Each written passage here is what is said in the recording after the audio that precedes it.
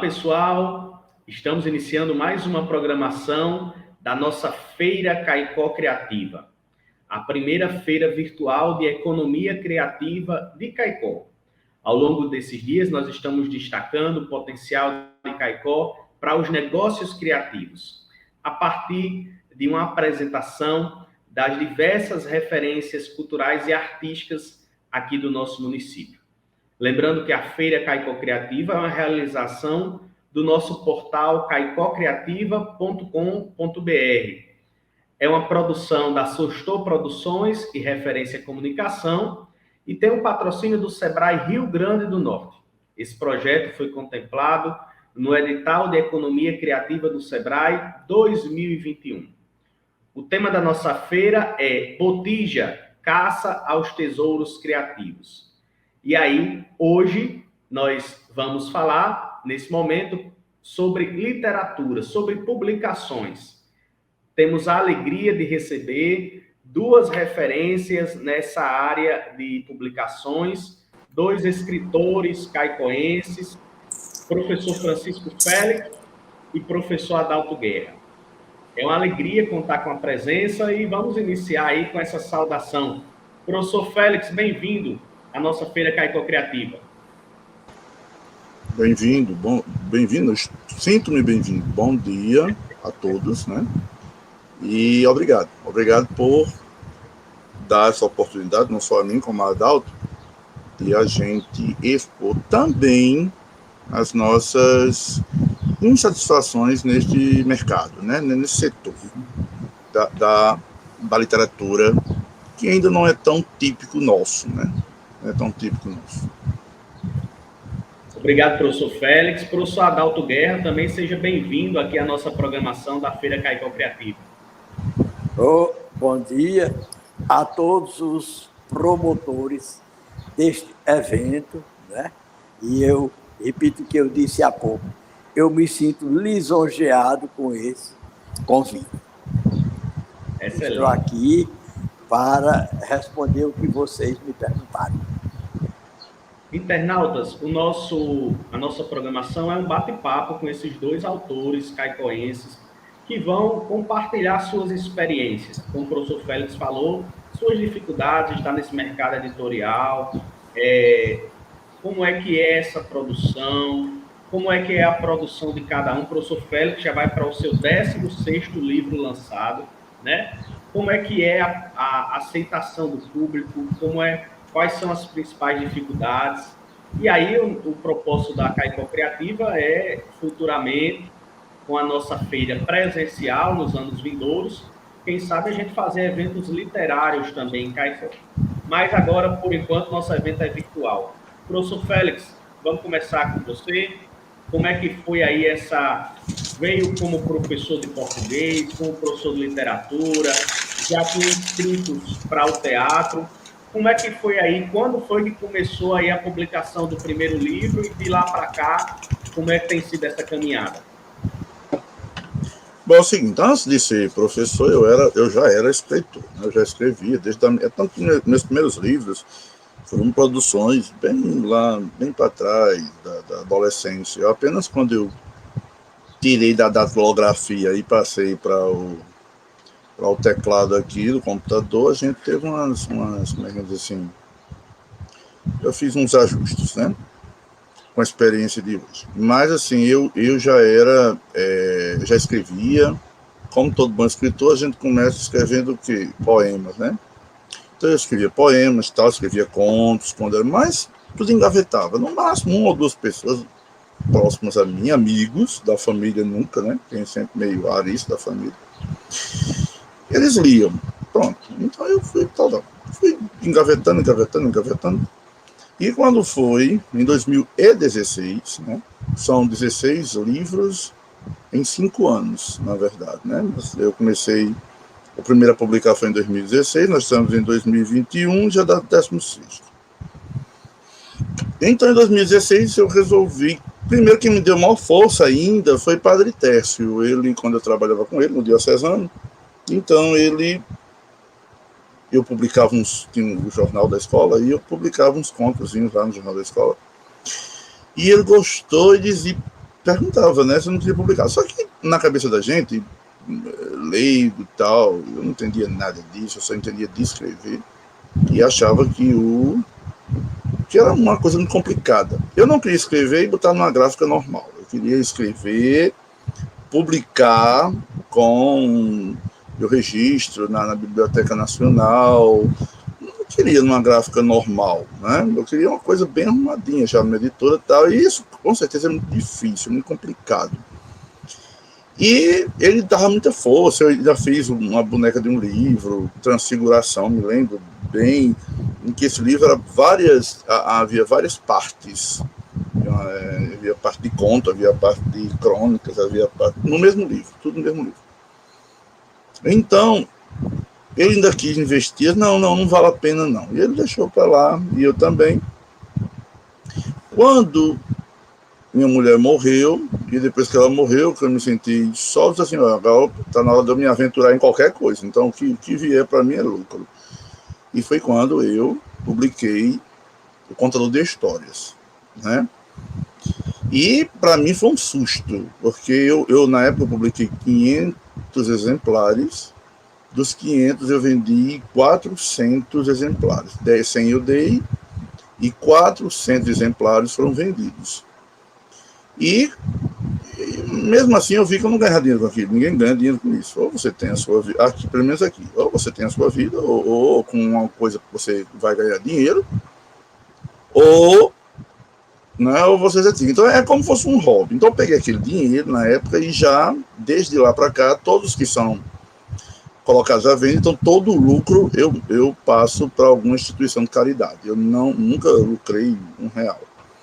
Então, como o primeiro deu certo, aí eu fui ajeitando os outros, né, que eu tinha aqui, já escrito, já de muito tempo, fui, e despertou em mim essa vibe que intensificou-se agora na pandemia.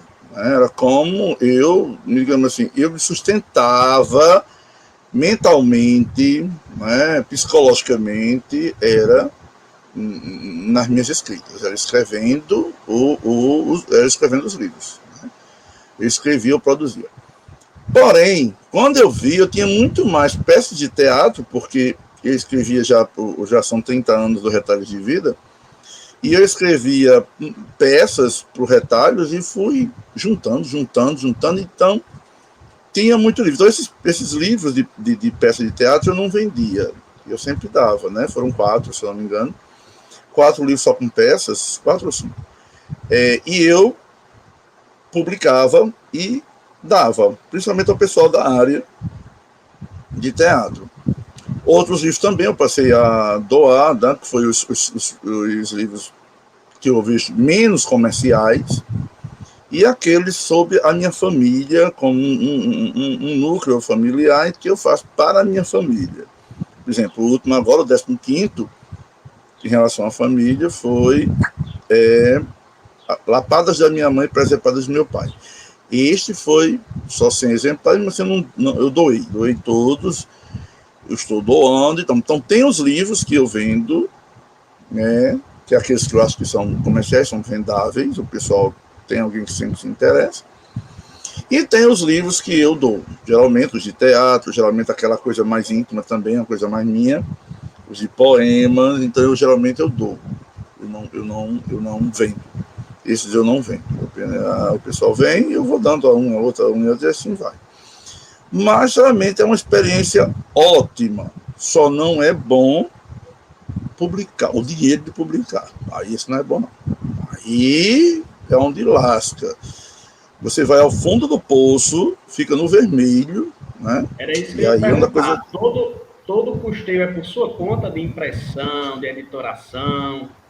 Tudo, eu mando para a editora e mando, exceto o 14º, que foi Coroa de Sangue Coroa de Sangue e de Cinza na Terra do Fogo, que ele foi pela Lei Aldir Blanc, que foi, né, premiado pela Aldir Blanc. Então pronto, este custeou, foi a lei. Agora os outros 15, todos eles saíram do meu bolso, eu mando para a editora, pronto. E quanto é que dá aí com já inscrição na Biblioteca Nacional? Diga aí quanto dá, por exemplo, 200 exemplares, 300 exemplares, tá tanto, pronto, tá aí. Tá aí o dinheiro e me manda o livro pronto. E por aí afora. Mas todo o dinheiro sai do meu bolso. Saiu do meu bolso.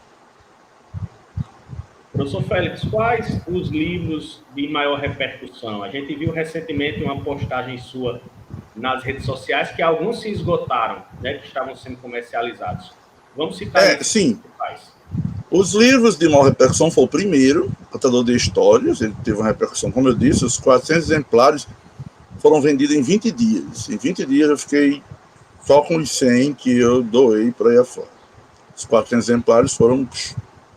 É tanto que tem gente até hoje querendo, que está tentando fazer a coleção, e eu não tenho mais o primeiro, né? Não existe mais ele.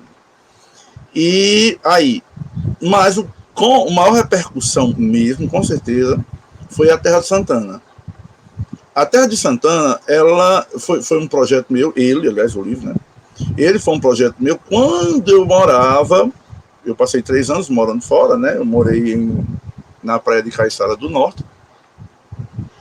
E lá eu fiquei frustrado por não poder estar sem dinheiro nenhum para vir a uma festa de Santana em Caicó. Então, aí Ana, eu fiquei muito para baixo e Ana me deu a ideia de escrever um livro, escrever alguma coisa sobre. Aí eu, pronto, aí esse livro ele saiu assim, borbotões. Como o livro tem, cada dia de festa é um capítulo, então era isso que eu fazia. Os 11 dias de festa eu passei escrevendo o livro. Cada dia de festa um capítulo. Então, quando ele foi publicado agora, ele causou um impacto muito grande. Ele teve aquele impacto, apesar de mexer com a morte de Carlindo Dantas, ele parte da morte de Carlindo Dantas, o assassinato de Carlindo Dantas, mas é claro que o livro ganha uma dimensão de ficção. Apenas a morte, os fatos que todo mundo conhece, é que é o prólogo de Uniparty. E envolve muito, eu mexi com a Igreja Católica, eu mexi com política, eu mexi com tudo.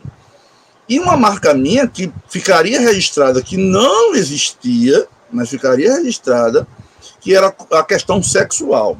E isso teve um impacto tão grande no leitor, que eu cheguei a ser ameaçado na época, quando eu publiquei, eu cheguei a ser ameaçado e pensei em ir até prestar queixa, fazer um BO, uma coisa assim. Mas, quando eu vi que era coisa, né, que não jamais ia chegar lá, ia chegar às vias de fato, eu disse, não, eu vou deixar. Isso mostra que o livro está sendo bem lido. Então, alguém, para me ameaçar por causa do livro, é porque o livro, alguém leu o livro. Então, está sendo lido o livro, né? Aí eu deixei. E quando... Então, pessoas já me peitaram para fazer uma continuação, pessoas me peitaram para eu participar de festivais. Eu não quero esse negócio. Vou participar de um concurso de livro. Não quero, não. Uma pessoa bem influente da cidade pediu permissão para mandar para Central Globo de Produções, não sei o quê, uma coisa assim, que eles pegam livros para em cima deles fazerem os argumentos de minissérie, tal. Eu disse, bom, se quiser mandar, pode mandar, agora eu não vou fazer isso não, eu tenho mais o que fazer. E o meu negócio é publicar e alguém ler, principalmente meu alunado. Se meu alunado começar a ler, eu vou gostar demais. Então, o Terra Santana, ele deu essa polêmica toda. Ele teve uma repercussão negativamente positiva, porque até quando começaram a me ameaçar, isso foi bom, porque todo mundo começou a ler. Mas o livro, ele mexe muito com aquela coisa de... que eu não sou bem um literato, eu não coloco uma linguagem esmerada, complicada, não. Eu vou direto, o que eu quero dizer, eu digo lá, vou direto ao ponto. Não sou de ficar procurando a palavra para colocar, para dizer, não, isso é coisa de literatura. Os literatos que fazem isso, não, eu sou um contador de história. Meu negócio é contar história. Então, o livro repercutiu e, com ênfase, tudo se passa em Caicó, né? Eu conto a história de Caicó, conto a história de Santana, eu conto a história de tudo. porque Caicó tinha de história, no histórico. Fiz uma pesquisa barra pesada e cheguei lá. E o livro, como eu disse, tem momentos chocantes, já que eu mexo com a Igreja Católica, né? Há um momento de haver uma cena de sexo no altar da igreja. Claro que isso está dentro de um contexto. Né? Uma mulher louca, que ela entra na igreja e tal, daquela coisa toda. Não vou, como vocês chamam hoje, eu não vou dar o spoiler. Né? Na minha época era contar o final. Hoje em dia é spoiler. Então eu não vou dar o spoiler. Aí vocês vejam como a coisa realmente deu aquele impacto. A Terra de Santana ficou em primeiro lugar. E agora, eu achava que Coroa de Sangue de Cinza Natal ia ter algo parecido, já que ele mexe também na festa do Rosário. Eu conto a história do negro aqui no Seridó, conto a história dos negros do Rosário, conto a história da Irmandade. Eu conto, e dentro disso eu misturo um sincretismo religioso barra pesado. Eu misturo o catolicismo com as religiões afro, né? Aquela coisa toda. Então eu misturo tudo isso e é um livro que ele é quase um alto em prosa, é quase um alto de Santana, um alto do Rosário em prosa, só que mexendo também com essas religiões. Eu acho que a coisa, muita gente leu, mas não expandiu a situação justamente porque o livro ele dá uma mexida nessa questão bem mais que a Terra Santana, ele mexe na questão religiosa, né? E também, Diego, teve sobre o signo de Gêmeos que algumas escolas proibiram meninos do fundamental de ler o livro, né? De ler sobre o signo de Gêmeos. Isso foi um delírio de adolescente, sabe que adolescente é bicho nojento, né? Adolescente chega na cabeça, principalmente no momento que a gente está despertando para a sexualidade, é barra pesada. E sobre o signo de Gêmeos, tem uma história de dividir em 3 partes. Como eu disse, passou a ser uma marca minha nos romances, nos outros não tem isso não. E é um livro sexo puro, né? E isso faz com que algumas escolas, elas só dão livro para os alunos lerem na biblioteca se forem meninos de ensino médio. Ensino fundamental, eles não emprestam. Eu tenho umas perguntas aqui para o professor Félix, mas eu queria passar antes para o professor Adalto, para a gente também conhecer mais um pouco sobre a trajetória dele, e no final a gente faz esse bate-papo com perguntas para ambos. Professor Adalto, mais uma vez bem-vindo. Como é que foi? O professor Adalto tem um estilo diferente, né? São os livros mais com pesquisas sobre história da região, história de famílias, de personalidades. Com quantos anos Adalto publicou o primeiro livro e de lá para cá já são quantos livros publicados? Boa tarde a todos, mais uma vez, é um prazer estar aqui. Olha, esse meu gosto pela escrita, aliás, não vou dizer escrita não, pela história, começou muito cedo. Eu era menino, já me sentava perto de meus pais, meus tios, para escutar a história de cangaceiro, né? E eu cresci com aquele gosto, mas nunca imaginei para gente muito errada. Não era para mim, não, né? Aí um dia, o padre Técio me disse, eu era aluno da 4ª série ginasial, naquele tempo 8ª série, do seminário, ele me disse que eu dava para escrever. Bom, mas aí eu achei que aquilo era só ilusão, né? Era uma utopia para mim. Até que um dia, quando eu cheguei aqui de volta de São Paulo, passei 2 anos lá, o Ronaldo Carlos abriu as portas da emissora para eu. Tinham vereadores, tinha um programa de 11 horas e eram 5 pessoas, da segunda a sexta. Por exemplo, o doutor Alberdan ia falar sobre saúde, outro lá ia falar sobre outra coisa, né? E a minha parte era história. Eu redigia, deixava lá o rascunho e Carmen Leda datilografava. nesse tempo não tinha computador. E a emissora era aqui, na Otávio Lamartine. E então os tempos foram se passando e eu passava pelas pessoas na cidade e me perguntava: "Ei, por que você não publica?" E outro lá, porque se não publica, né? Até um dia, Monsenhor Expedito, São Paulo Potengi, de saudosa memória, a gente conversando, ele gosta muito de história, eu falando das histórias do Seridó, e ele também, que ele foi vigário de Jucurutu, de Jardim do Seridó. Aí ele disse: "O Adalto, você já tem conhecimento suficiente para fazer um livro, por que você não faz?" Né? Aí, quer dizer, sempre as pessoas jogando isso na minha mente, isso acumulando, aí um dia eu disse: "Eu vou fazer", né? Até quando eu terminei de fazer o projeto, fiz todo o livro, estava a ponto de ir para a gráfica, mostrei a Itam Pereira, foi meu superior aqui no Diocesano, e ele me disse: "Essa pesquisa é obrigada a ser publicada." Né? Então, aí eu já fui pensar como, né? Como fazer, porque, como Félix frisou bem, dinheiro não é fácil, né? Até que eu encontrei um amigo em Natal de nome Luiz G.M. Bezerra, muito influente, e abriu as portas da Gráfica do Estado.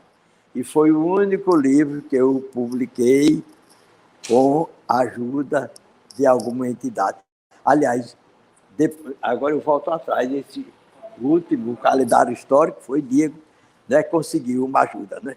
Então, com exceção desses dois, os outros foram todos do meu bolso. Né? Agora eu peço licença a Félix e a um outro professor de português que esteve me ouvindo, para eu me expressar gongórico, não é? No estilo gongórico.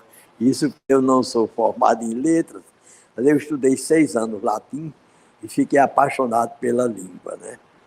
Pela língua. E já escrevi livros no estilo gongórico, como o 10º, que é Paróquia de Santa Cruz de Nova, a pedido de Padre Everaldo. Então, na língua latina tem uma expressão chamada ars scribendi, arte de escrever, né?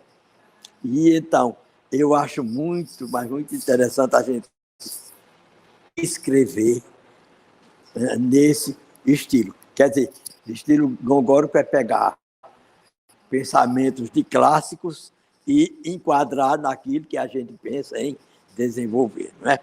Então, quando eu pedi permissão para falar no estilo gongórico, é a mesma coisa que dizer: "Deixa eu falar", nessa expressão. Por quê? Porque eu não sou formado em letras, isso é bem exclusivo, né? Das pessoas formadas em letras, que, aliás, está ficando cada vez mais raro. Você pega um livro de José de Alencar e como tem frases em latim, né? Como tem frases, né? Então, a arte de escrever é uma vocação. A arte de escrever é uma vocação e eu só vim perceber isso depois que fiz o primeiro livro. Pelo seguinte, porque ouvindo o conselho das pessoas, exortações, eu comecei a escrever para pessoas influentes que conhecem bem a história do Seridó e numa das cartas que eu fiz ao Olavo Medeiros, eu disse a ele que ia fazer um livro com esse epítome. Aconteceu no Seridó. E ele me respondeu dizendo que sugeria que eu fizesse o Seridó na memória de seu povo. Porque era a história do povo, a história do Seridó contada pelo seu povo. Eu pegava o fato e ia explorar. E então, seguindo o conselho dele, eu fiz esse livro, que publiquei no ano 2001, e então, agora, vocês vão entender aonde eu cheguei. Quando eu disse que a arte de escrever, ou a escrevendo, era uma vocação. Porque quando eu fiz esse livro, nunca imaginei que fosse o primeiro de uma série. Nunca imaginei. Aí despertou em mim aquele gosto de escrever, e eu comecei a escrever um após outro, e cheguei até o 18º trabalho. Agora, 2 ou 3 eu não publiquei, por 2 motivos. Por conta da minha saúde, porque precisava fazer longas viagens, e eu não tinha saúde. E por conta da pandemia, porque eu uso muito a tradição oral. Nem tudo que eu escrevo encontro em jornais e em livros. E quando não existia essa maldita pandemia, eu botava o pé no barro e ia atrás. Não importa que fosse onde fosse. Longe, perto. Eu me lembro que uma vez, 4 horas da tarde, no dia 9 de julho de 84, eu estava na divisa do Ceará com a Paraíba, pesquisando uma briga de família. E o camarada com cara de bicho, o revólver de lado, talvez achando que eu ia denegrir a imagem da família dele, não querendo responder nada, coisa assim. Mas eu ia. Então, hoje é diferente. A gente não pode viajar tanto assim por conta da pandemia, e a gente liga para um conhecido, olha, me dê essa resposta, procure isso assim, assim, assim. Eu gostaria de saber isso assim, assim, assim. Tá certo, amanhã eu lhe ligo. Eu vou procurar e lhe envio. Nunca chegava, né? Então, isso dificultou, né? Aqui tem o livro. O doutor, o conde, o padre e o cangaceiro. Se eu tivesse concluído esse livro, ia dar mais de 200 páginas, olha lá se desse 300, né? Mas aí a pandemia cortou em minhas asas e a minha saúde também, né? Então eu vou morrer frustrado porque não concluí essa pesquisa, né? Já me ligaram de longe, a cidade tem uma pessoa lá em João Pessoa, me prometeu mandar dados do padre Aristide para eu fazer a vida dele. Mas só que até agora nunca chegou. E então, assim, à medida do possível, eu vou fazendo relatos, vou exumando história, sempre tendo em mente aquela frase de um latim. As palavras voam, os escritos permanecem. Porque o fato aconteceu hoje, e se ninguém registrar, da importância de ter um jornal da cidade, aquilo desaparece. Né? Aquilo desaparece. As pessoas de Cruzeta me ligam querendo saber quem foi que construiu a primeira delegacia. É impossível, porque quem viu já morreu. E a geração de hoje não sabe disso. E se hoje não tem jornal lá, imagina coisas assim, né? Então, verba volant, scripta manet. As palavras voam, os escritos permanecem. E então eu procuro adentrar na história do Seridó para não deixar que essa história tão bonita, mas tão bonita mesmo, tão fascinante, desapareça como a palha seca levada pelo vento, né? E então, o que eu puder fazer para gravar a história do Seridó, eu faço. Mais perguntas? Fantástico. Daqui a pouco a gente volta com o professor Adalto para algumas perguntas. Eu acho que os meninos da técnica vão substituir o telefone que está captando a imagem dele, porque esse travou, a gente não perdeu nenhum conteúdo, mas como travou. Então, eu vou aproveitar agora e fazer uma pergunta para o professor Félix, enquanto o professor Adalto substitui o aparelho. Félix, esse estímulo a novos leitores, você falou aí que tem o compromisso principal é estimular novos leitores. Quando os alunos leem, já existe uma satisfação sua como escritor. Mas a pergunta que eu faço e estimular novos autores? Isso já tem acontecido? Os seus leitores já começaram a demonstrar também interesse de também começarem a escrever?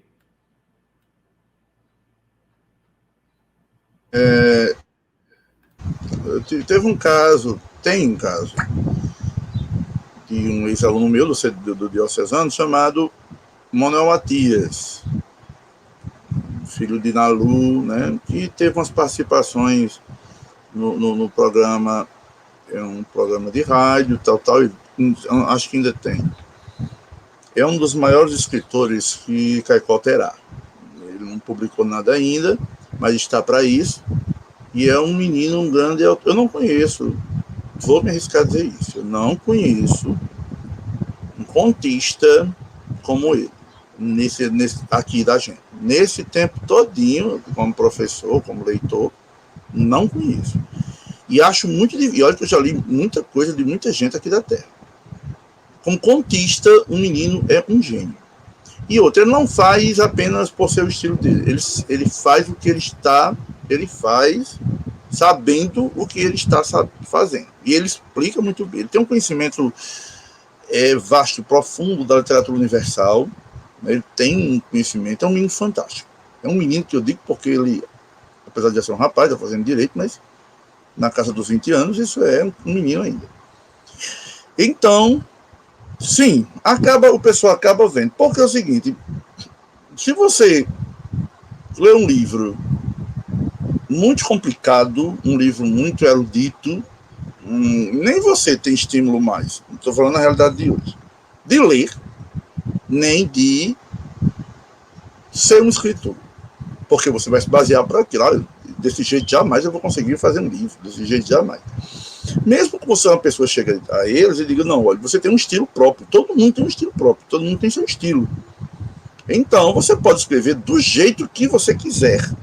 Quem vai avaliar se você é um grande escritor? Não, é o grande público, quem lê o livro e chegar a você e ter alguma coisa. Se é que mesmo assim, aquelas pessoas muito confiantes de si, mesmo o público não avaliando bem, ele continua com seu estilo, claro, isso é óbvio, né? Nós tivemos grandes escritores da nossa literatura que eles foram, de certa forma, rejeitados, tal, mas eles continuaram a escrever, né? Gregório de Matos foi um deles, né? Continuou a escrever, mesmo sendo rejeitado. E mesmo assim, e tudo isso, a gente precisa esclarecer aos escritores que eles não precisam ser eruditos. Eles não precisam escrever igual Machado de Assis, não. Eles podem escrever do jeito deles. O importante é que você tenha uma missão, tenha um objetivo e queira passar aquilo no papel, para o papel. Pronto, você passa aquilo para o papel, já é o que acontece comigo, né?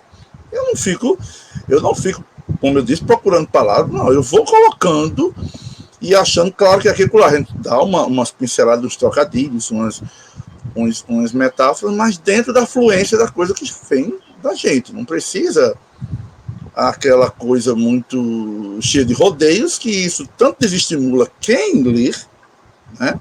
Então, olha, por exemplo, o livro que eu vou lançar agora, dia 12, ele tem 600 e tantas páginas, 610, uma coisa assim. E esse livro, tem mais de 800 fotografias. Para poder dar o dinheiro, eu tive que diminuir uma fonte pequenininha para poder o meu dinheiro dar. Eu não vou esperar, por exemplo, que alguém leia o livro todo, até porque é um assunto bem restrito, é sobre cinema americano antigo, desde 1895 até 1970. Então, esse é o assunto. Então, foi um prazer escrever o livro, mas eu não estou esperando ou que alguém critique o livro, nada, mas o meu estilo, foi o que eu queria, foi o meu prazer. Então, isso tudo envolve o estímulo de você fazer alguém escrever. Fazer alguém escrever. Como professor, eu tento, né, a fazer isso. Então, tivemos. Esse menino Manuel Matias, eu estou até com uma novela dele aqui para ler e dar o aval para ele. Como é que se chama assim? É o meu exponencial. Ele, nos contos, como contista, a técnica, ele é literato, a técnica dele literato é bem melhor que a minha. A minha é só contar a história. Ele não, ele tem todo um manejo em fazer os contos dele. Então, existe, Diego. Existe sim um estímulo, ele acaba estimulando. Por isso que eu quero também, o meu aluno, ele não só lê para tomar o gosto de leitura, quem sabe, nessa multidão, que eu não sei quantas pessoas leram ou estão lendo, não aparece alguém que chega, eu quero publicar um livro. Agora, eu vou ser sincero com você, aí tem outras coisas também. Tem gente que escreve um livro sem objetivo nenhum. Vai colocando, esses aí, eles não são escritores, porque eles não têm a paixão que os escritores têm para escrever. Eles têm a paixão ou para aparecer ou para ser abigobal mesmo, como muita gente tem. Então, esses aí não são escritores. Precisa ter essa paixão, essa dedicação, esse objetivo para se colocar o que você quer colocar e um motivo para você botar no papel. Mas esses motivos que alguns estão colocando aí, então, eu não perco um livro de um caicoense e um seridoense. Se eu vir em algum canto, eu compro, eu peço, eu leio. Preciso ler para me situar. E são bem pouquinhos mesmo, aqueles que têm essa, não é vocação, essa dedicação à escrita. Né? Excelente. Adalto está de volta já aqui com a gente. Professor Adalto, recentemente o senhor lançou um livro em inglês, né? Como é que foi esse desafio de escrever em inglês? Suscitou a partir do desejo que eu tinha de aprender a língua inglesa. E então eu tinha vontade de frequentar uma escola de inglês para aprender a falar o inglês como eu falo o francês. Então, nesse tempo, lá na Rádio 106 FM, tinha uma funcionária que era muito amiga minha. Era não, que ela não está mais lá, mas não deixou de ser. Eu quero muito bem a ela. É Mel Foster. E eu disse, Mel Foster, eu estou querendo aprender a falar inglês. Agora eu quero uma pessoa que sabe mais que eu. Porque para dizer que cachorro é dog, gato é cat, livro book é livro, isso aí eu já sei. Aí ela disse, Gilvan. Aí me deu o endereço, dados, aí eu fui à procura dele. A escola era bem perto lá de casa. Ainda é, né? Perto lá de casa. Aí, quando eu entrei lá, no primeiro dia de aula, ele perguntou como é que eu queria o procedimento didático, como é que eu queria. Aí eu disse a ele, o que eu sei é contar história, como os meus próprios livros mostram, né? Tirando 2 livros que eu fiz sobre Nossa Senhora, a pedido de uma líder religiosa do movimento sacerdotal mariano de Recife. Ela é de saudosa memória. Tirando esses 2 livros, os demais são livros de história. Bom, então eu disse, o que eu sei é contar história. Então eu vou tentar contar as histórias em inglês e você vai corrigindo os erros. E aí, então, em casa, eu me preparava, observava o fato histórico. Hoje, vamos supor que pronto, ontem. Ontem foi o dia em que o cangaceiro Antônio Silvino foi preso. Aí eu me preparava para arremedar o inglês e levava isso. E ele copiava tudo que eu dizia, depois ele passava um traço, onde eu errei. Dizia, você errou isso. Se eu chegasse lá no dia 12 de setembro, o que foi que aconteceu no dia 12 de setembro? O nascimento de Juscelino Kubitschek. Aí eu ia dizer quem foi ele, como foi o acidente, tudo, né?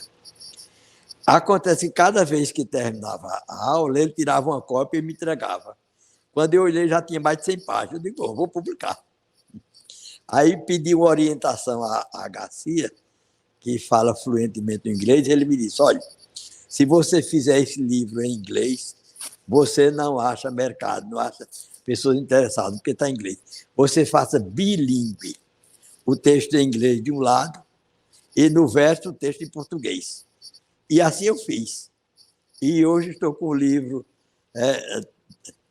Learn Tell English. history. Aprender inglês contando história. To learn English, to learn English telling history. Aprender inglês contando história. Essa é a história do livro em inglês. Excelente. Já partindo para a finalização do nosso bate-papo, eu queria aqui uma dica de ambos para quem pretende escrever o seu livro. Quais seriam as dicas dos primeiros passos, o que deve atentar o que não pode esquecer nesse início dessa caminhada? Que dica seria essa para quem quer passar a escrever e publicar seu livro? E aí fiquem à vontade. Quem quiser falar primeiro. Pode falar, Félix. Bom, então vamos lá. Diego, querer não é poder.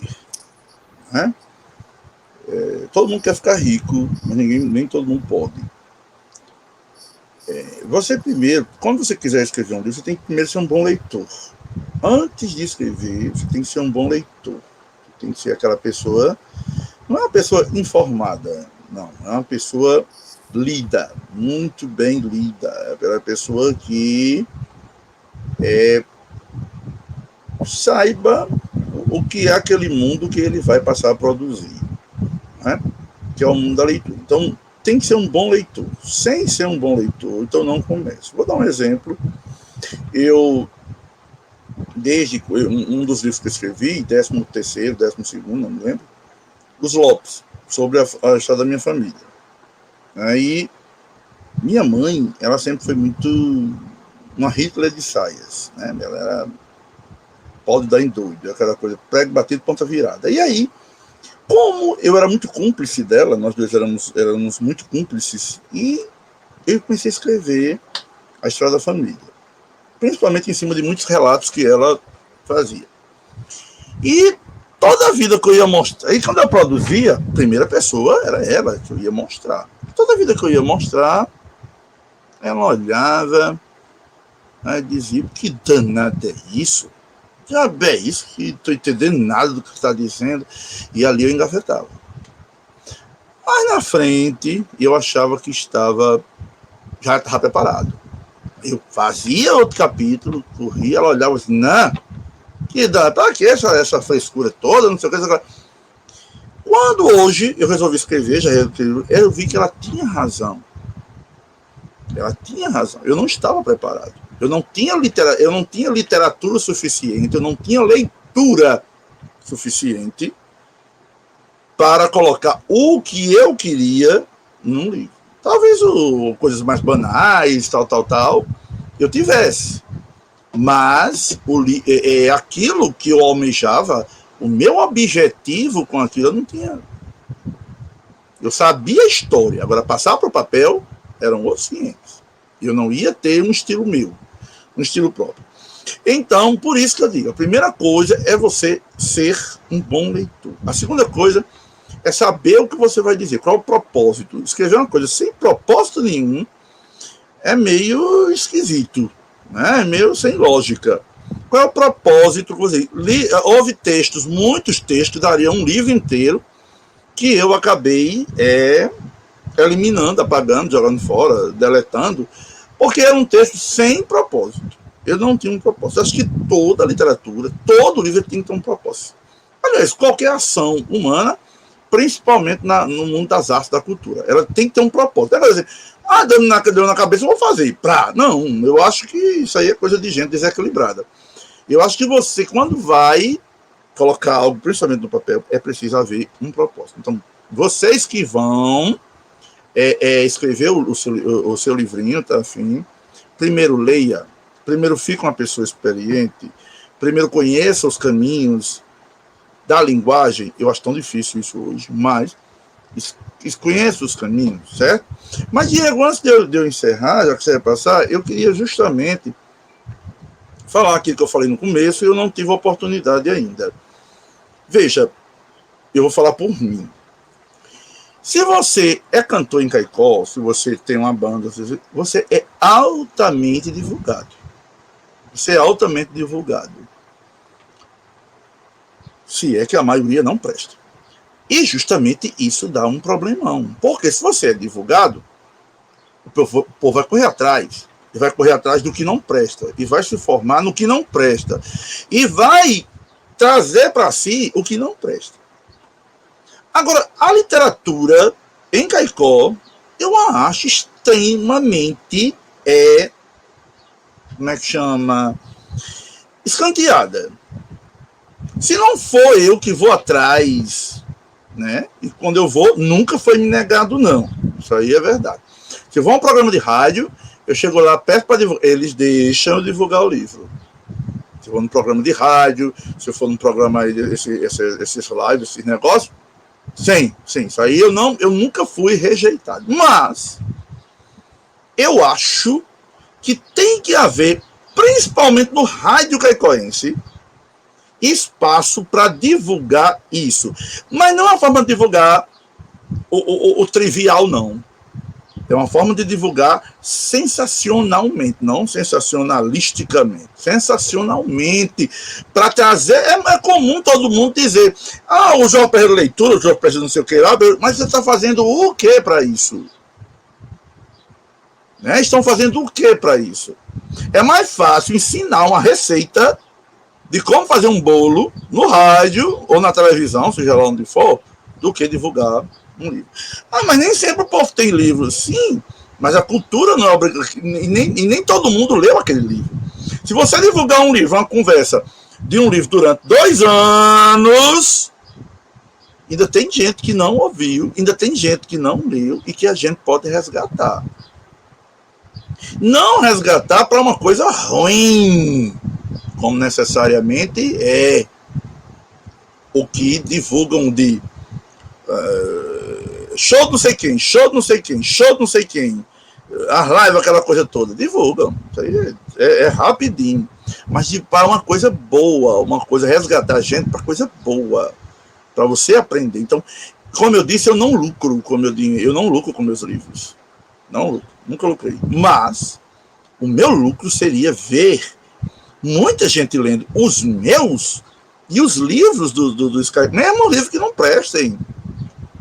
Porque ele vai ter, ele lendo muito, ele vai discernir o que presta e o que não presta. Ele vai ter o padrão dele. Então, eu ficaria muito mais feliz se eu visse os meninos lendo. Não é vender meu livro, não. Onde eu boto para vender, pode procurar. Não sou nem eu que vou buscar o dinheiro. É ver o pessoal lendo. Eu dou às escolas, a biblioteca das escolas, dou na biblioteca pública. Eu dou em qualquer lugar. Eu quero um livro que você pode botar não sei onde, para muita gente ter acesso. Tá aí, leve quantos quiser. É isso que está faltando em Caicó. É a valorização. Mas não dá ibope, não. Não dá gente ouvindo, não. Depende de como colocar. Então está faltando o quê? Criatividade.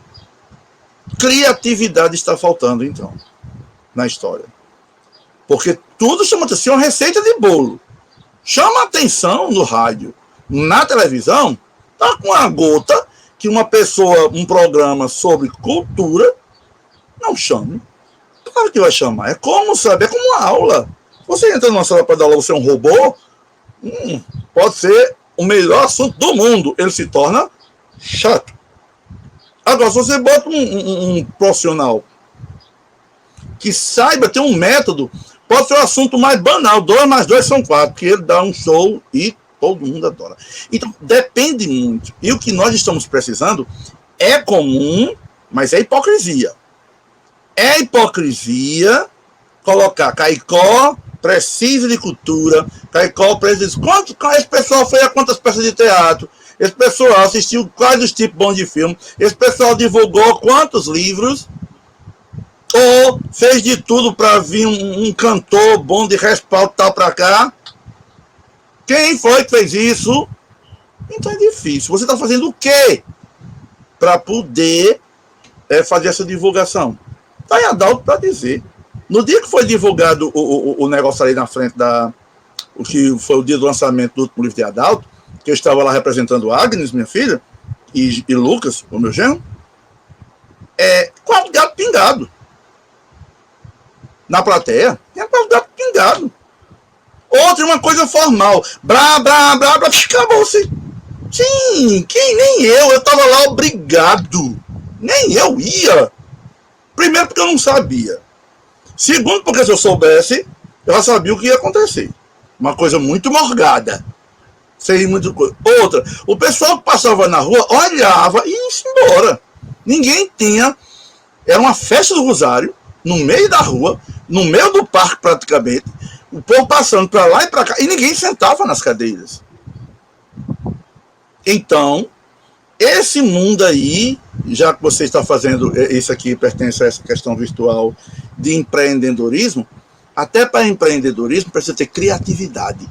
É preciso ter criatividade, é preciso ter chama, é preciso ter alguma coisa para chamar aquilo ali. E realmente, a nossa função, a minha de Adalto, é produzir. Mas a função de fazer essa cultura chegar lá não é nossa. E olha que a gente ainda faz muito. Viu? Pois muito obrigado, Di. Obrigado pelo convite, viu? Barra pesada. Obrigado, professor. Vamos só finalizar aqui com a Adalto, a gente finaliza geral. Adalto, pegando a pergunta era qual a dica para quem pretende escrever, mas eu vou aproveitar aqui um gancho na fala do professor Félix, que ele disse que a primeira dica é ser um bom leitor. A segunda pergunta para Adalto, quem foram os escritores seridoenses aí que Adalto gosta de ler nesse sentido de história, da história da região? Eu assino embaixo tudo que Félix disse, né? Por sinal, eu já li em algum lugar essa frase: por trás de um grande escritor está um grande leitor. Eu já li em algum lugar, não lembro aonde. E então é isso, a gente tem que ler para se preparar, para se fundamentar. Então, com relação aos livros do Seridó, sempre é a questão de simpatia, né? Eu procuro os leitores que escrevem sobre história. Não, claro que outros não têm o valor, tem, como tem, grande valor. Mas aquele que toca mais o meu sentimento, aquele que mais me atrai, é história. Então, eu pego os livros de Olavo Medeiros, pego livros de Oswaldo Lamartine, livro de Peri Lamartine, e Tavares de Lira, e tantos outros livros que falam assuntos de história, né?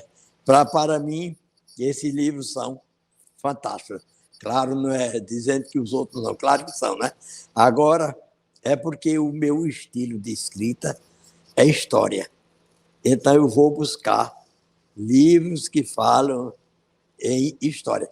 E, para isso, a gente tem que estar sempre bem familiarizado, como Félix muito descreveu, né? Bem fundamentado. A leitura faz a gente ficar bem fundamentado. Ele mesmo já revisou o livro meu, né? Livro de história.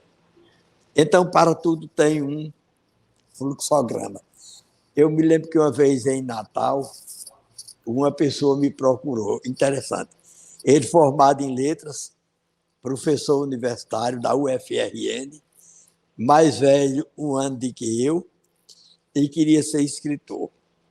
E enquanto ele foi fazer o primeiro livro, eu ia no sexto. E ele veio me pedir umas orientações, né? Pedir a mim. Eu, diante dele, sou bem pequenininho, né? Assim, nesse sentido, né? Porque ele é formado em letras e é professor da UFRN, coisa assim, né? Aí eu fui, mostrei as dicas. A primeira coisa é a pesquisa. Você tem aquele epítome na cabeça, então você vai desenvolver aquilo e vai fazer suas pesquisas em cima daquilo. Se eu tenho aqui esse livro que eu fiz, Calendário Histórico Potiguar e Seridoense, então eu vou procurar saber o que foi que aconteceu no Seridó, em Caicó, Jardim de Seridó, Parelha, São João, Macau, Mossoró, Areia Branca, tudo, no Seridó, porque fugir de um tema pode comprometer, né? Pode alguém olhar assim e desviou o assunto, né? E a gente tem que Tudo que a gente for escrever está ligado àquele tema, né? Uma vez, em Natal, eu morava na casa universitária. Lá tinha um cidadão de Florânia, que ele foi aluno do GDS. Nesse tempo, Caicó não tinha segundo grau, não. Ginásio Diocesano. E ele contando um fato pitoresco, contando e morrendo de rir. E eu nunca imaginei que aquilo ilustraria um dia um capítulo de um livro. Quando as pessoas me pediam para eu fazer o livro sobre a história do seminário, e eu não queria, porque tinha padre João Medeiros, tinha padre Zé Mário, todas pessoas bem mais preparadas. Mas o povo dizia, faça. Aí eu me lembrei daquela história. E então eu inseri. Quer dizer, a gente tem que estar bem informado. Eu vou até fugir um pouco do assunto para contar a história engraçada. Ele entrou na capela, sentou-se no confessionário, no tempo dos holandeses, que eram ferrenhos inimigos dos alunos do diocesano, porque eles bagunçavam na capela.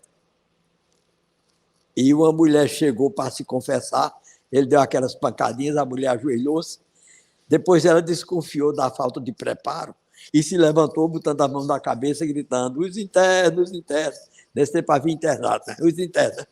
E ele contando isso lá e morrendo de rir, e eu nunca imaginei que um dia aquilo ilustraria, né? O capítulo, né? Então, o livro é um armazém de coisas que você deseja explorar, registrar, divulgar, de acordo com aquele tema que você pensou em escrever, né? Como eu tenho na minha agenda alguns nomes de livros, o povo passa por mim e diz, ei, faça um livro sobre, passa um livro sobre, né? Aqui tem um livro, São José do Seridó. Quando o padre Zé Alves saiu de lá e disse, faça um livro sobre São José do Seridó. E que eu estou desgostoso porque saí daqui e eu queria deixar essa marca. Né? Excelente. O povo já me procura na biblioteca, um telefone chamou. Eu fui atender a Sebastião do Jardim de Seridó. Olha o padre Justino que construiu a igreja de Caicó, igreja do Rosário.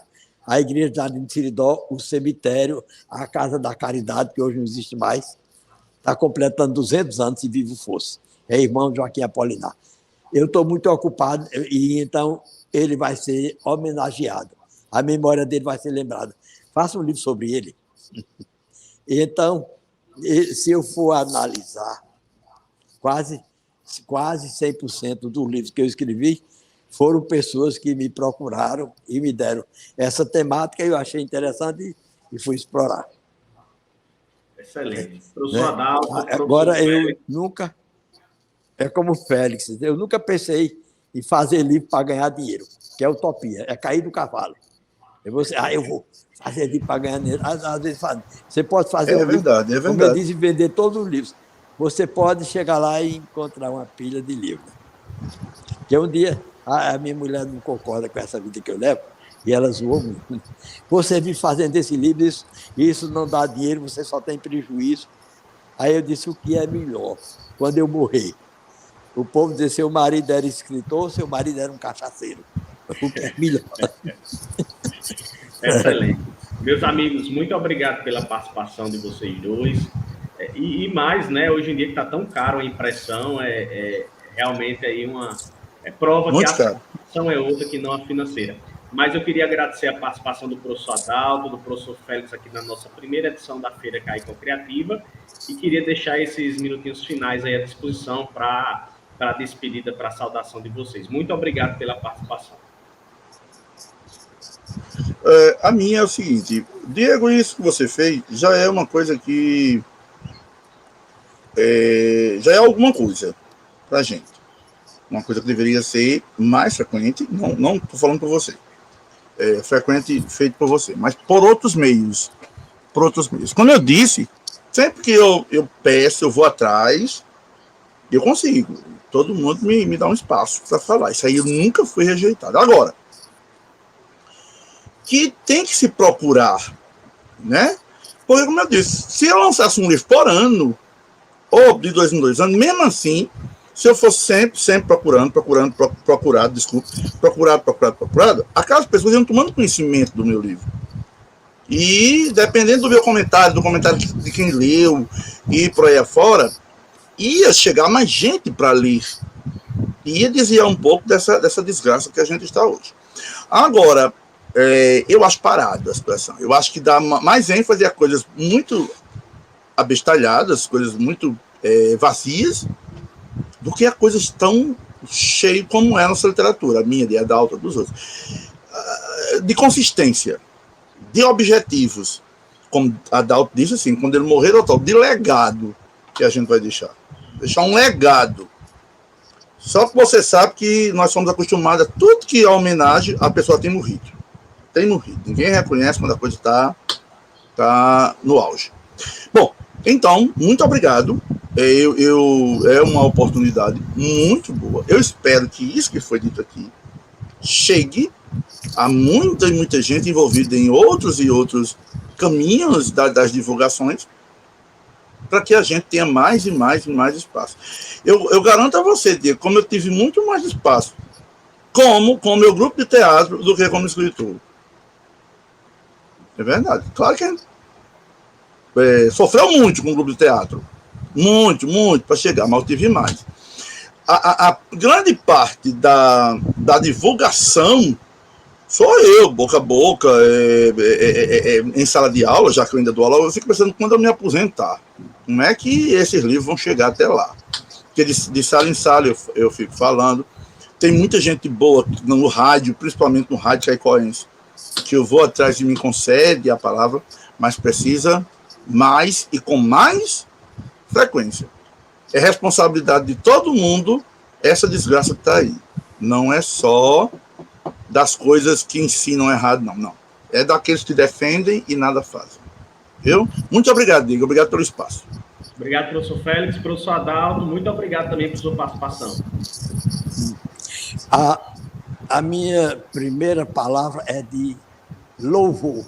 Louvor a vocês que tiveram essa brilhante iniciativa de valorizar a nossa literatura, valorizar a ars scribendi, né? Arte de escrever. Então, isso é muito importante para a nossa cultura, né? E depois agradecer a oportunidade que vocês me deram de estar aqui e falar sobre essa arte scribendi, né? Eu já me acho freguês da referência, né? Já me acho em casa aqui, né? Eu aperrei muito, Beatriz, né? Às vezes eu mando para a revisão gramatical, eu mando para a diagramação, e aí vem uma coisa errada, eu mando consertar, não dá certo, lá vem de novo, né? E lá vem eu aperrear de novo, Beatriz, mas eu tenho certeza que ela não vai perder a paciência comigo, não é, Beatriz? Certo. Diego, só uma coisinha. Você disse que viu eu colocar o que ele estava esgotado. A moça, a mina lá da revistaria, ela conseguiu, alguns livros ela conseguiu repor. Então, 2 deles chegaram 3 ou 4 exemplares de cada, viu?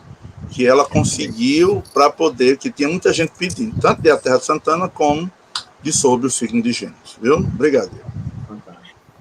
Professor Adalto, professor Félix, muito obrigado pela participação. Nós finalizamos aqui o nosso bate-papo com autores caicoenses, dentro da programação da Feira Caicó Criativa.